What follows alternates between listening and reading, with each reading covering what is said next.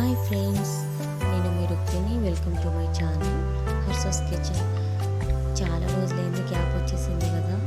నేను మీకు ఏం వీడియోస్ పెట్టలేకపోతున్నాను, సారీ అండి. దానికోసం అంటే ఇంట్లో నా పెళ్ళిళ్ళు ఇంకా పండుగల వల్ల నేనేం సెండ్ చేయలేకపోతున్నాను. ఈరోజు నేను మీ అందరి కోసం బాలామృతంతో బిస్కెట్స్ చేస్తున్నాను. ఈ పిండితో బిస్కెట్స్ చేస్తే చాలా హెల్తీ అండి.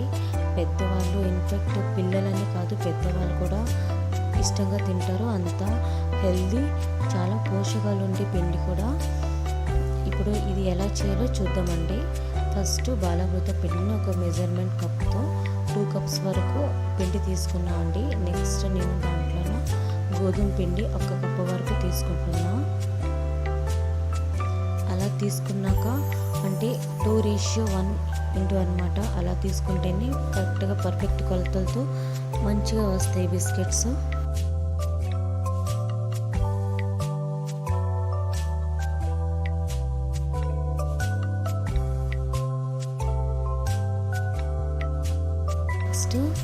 నెక్స్ట్ నేను దీంట్లోనే కొంచెం సాల్ట్ యాడ్ చేసుకుంటున్నాను.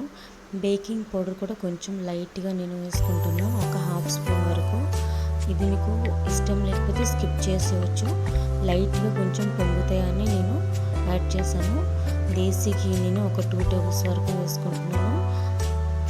ఇది వేసుకుంటే పిండి అనేది కొంచెం స్మూత్గా వస్తుంది, పర్ఫెక్ట్గా వస్తుందండి బిస్కెట్స్ అనేటివి.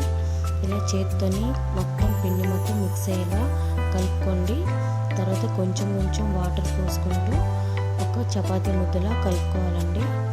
అంటే ఎక్కువ పల్చగా కాకుండా అలానే ఎక్కువ హార్డ్ కాకుండా ఇలా నార్మల్గా నేను చూపించే విధంగా కలుపుకొని ఒక 5 మినిట్స్ వరకు పక్కన పెట్టుకోవాలి. నెక్స్ట్ చపాతీ కర్ర పైన పీట పైన కొంచెం లైట్గా ప్రెస్ చేసుకోవాలి. చపాతీలాగా రోల్ చేసుకొని, అంటే ఏదైనా బాటిల్ క్యాప్ కానీ లేకపోతే మీ దగ్గర అంటే బిస్కెట్స్ తయారు చేస్తే ఏమన్నా కట్టర్స్ ఉంటే దాంతోపాటు కట్ చేసుకోవచ్చు. నేనైతే ఒక క్యాప్ తీసుకొని చేసుకుంటున్నాను. రౌండ్గా, ఇంకా చందమామ షేప్, ఇంకా ట్రయాంగిల్, చాలా రకాలు చేస్తున్నాను చూడండి. ఇప్పుడు ఈ బిస్కెట్స్ని ఎలా కుక్ చేసుకోవాలనేది నేను మీకు చూపిస్తాను చూడండి.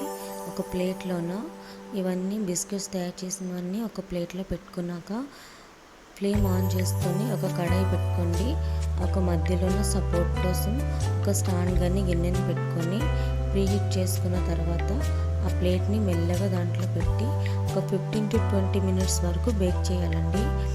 అంటే బేక్ అయిన తర్వాత కొంచెం మెత్తగానే అనిపిస్తుంది పైన, కానీ అది తీసి కూల్ అయ్యేంత వరకు, చల్లగా అయ్యేంత వరకు అసలు మెత్తగానే ఉండి చల్లగా అయిన తర్వాత పర్ఫెక్ట్గా అనిపిస్తుందండి. చూడండి, మంచిగా బేక్ అయిపోయినాయి కదా.